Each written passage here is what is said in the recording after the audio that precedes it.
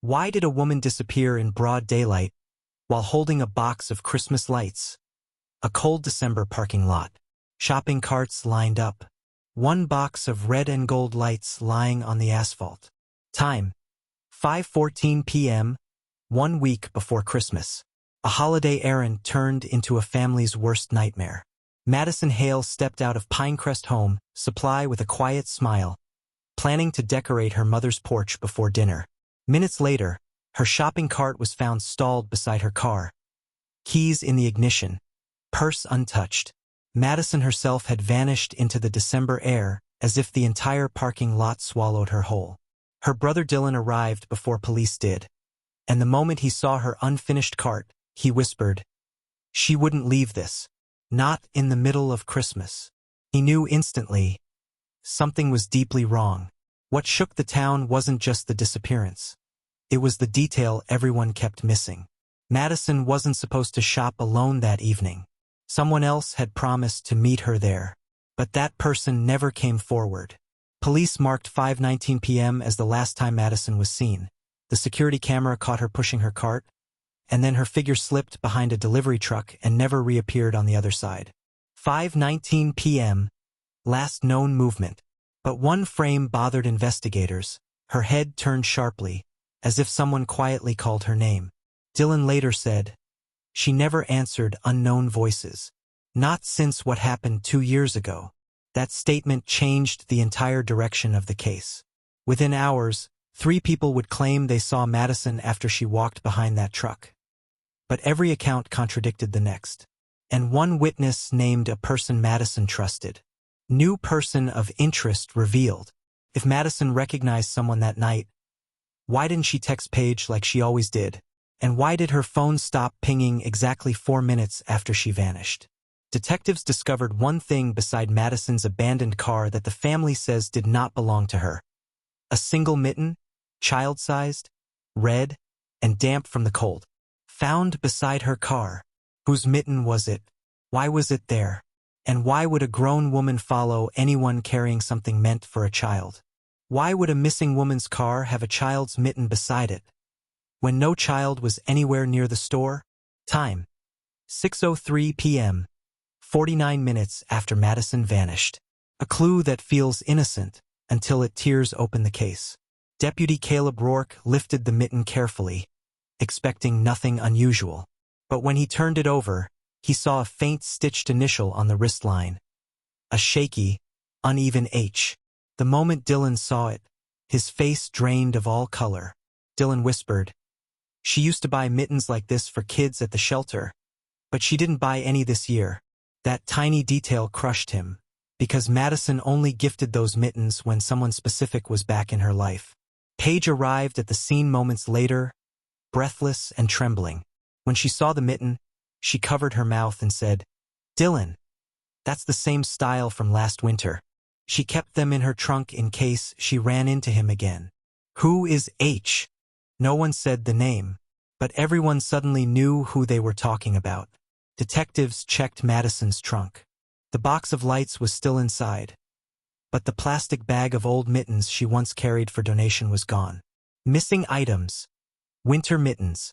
Someone took them, and someone wanted that initial scene.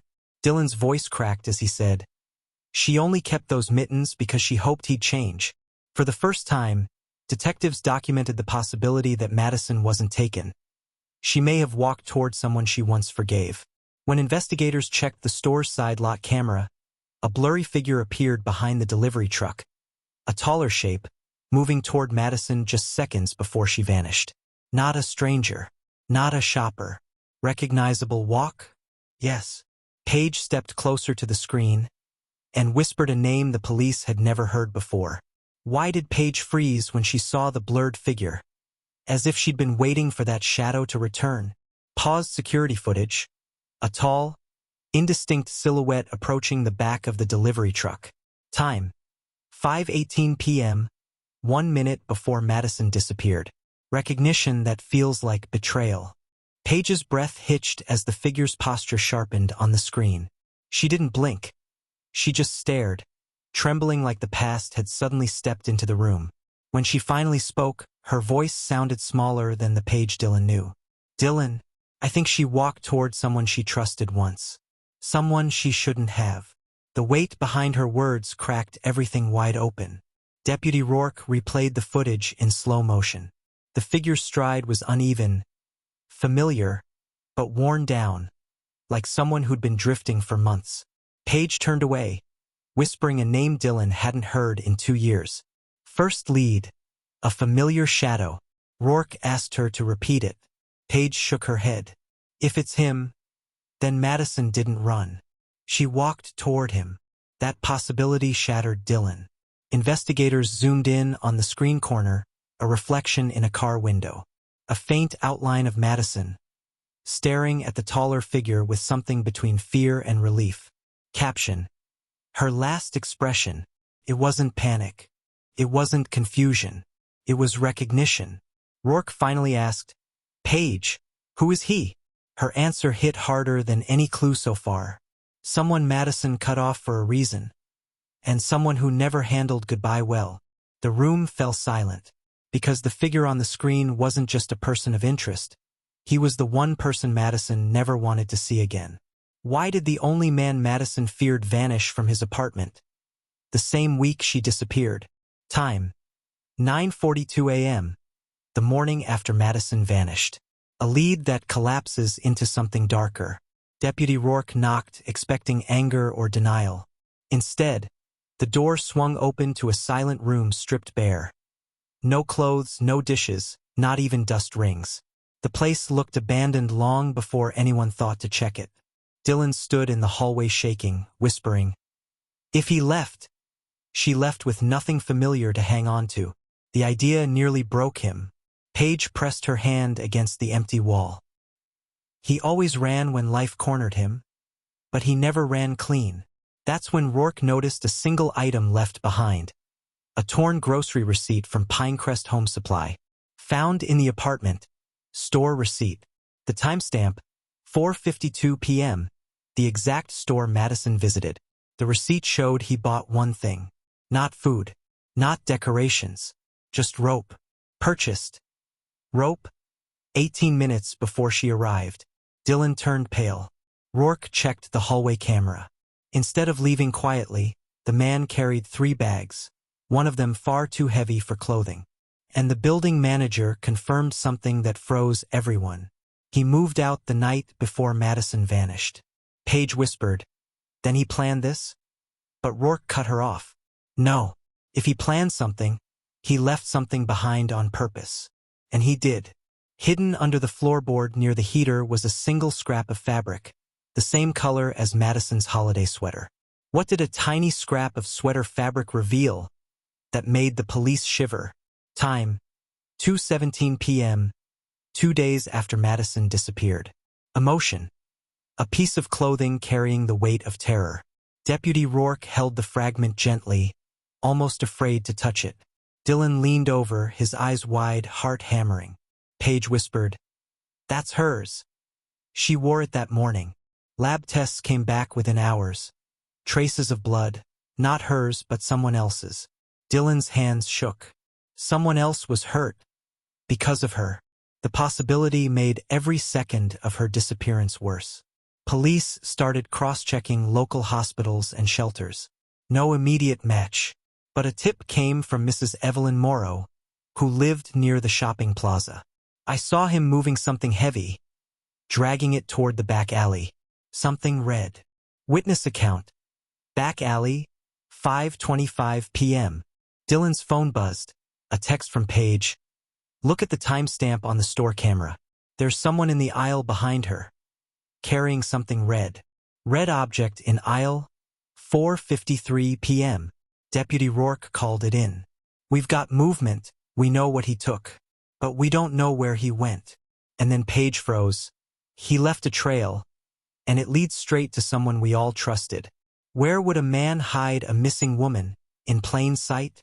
Snow-covered storage unit, lock hanging open, a single light flickering inside. Time: 8:46 p.m., 3 days after Madison vanished. Safety twisted into horror. Investigators approached the unit cautiously, guns holstered but eyes alert. Inside, the air smelled faintly of pine and something metallic. The first thing they saw wasn't Madison. It was a trail of her holiday lights, scattered across the floor. Dylan's knees buckled when he recognized the pattern. Madison had tried to string the lights herself, leaving them half-looped. A silent message, or a desperate attempt to stay calm. Paige whispered. She left signs. She didn't give up.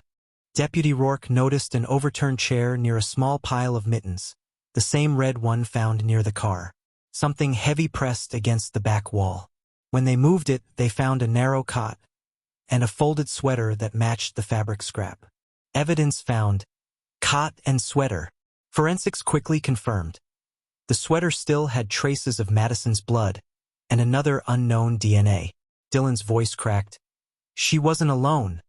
Someone else was hurt with her. The room felt smaller, colder, the truth pressing down on everyone. Then Paige noticed a small notebook tucked under the cot. Its cover familiar. It's Madison's? She tried to write something, but the first page wasn't words. It was a drawing of a man's face, and he knew she was coming. How did a small notebook, hidden under a cot, finally reveal the truth? Madison's notebook open on a table, pencil marks shaking across the page.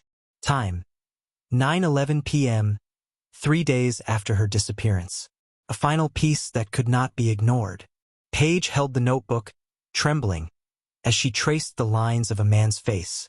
Dylan leaned over her shoulder, heart racing, eyes scanning the sketch.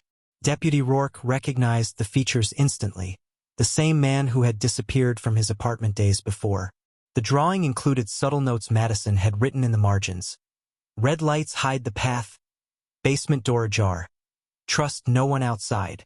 It was more than a sketch. It was a map, a breadcrumb trail that led straight to the man. Investigators followed Madison's drawn path to a small, abandoned cabin on the outskirts of town. Inside, the evidence was undeniable. The rope, the mittens, and traces of the other victim's blood. And there she was, a terrified but alive Madison, hiding in the loft, clutching a string of Christmas lights she had almost finished decorating herself. Survivor found, alive.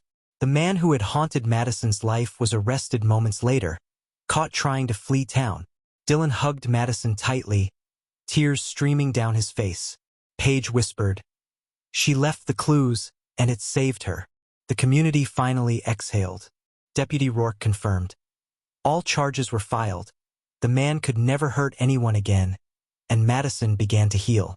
The red mitten, the scrap of sweater, the notebook, all symbols of her courage, intelligence, and determination. Justice delivered. For more gripping, emotional, and suspenseful stories like Madison's, subscribe to The Veil of Secret, where every mystery reveals the truth.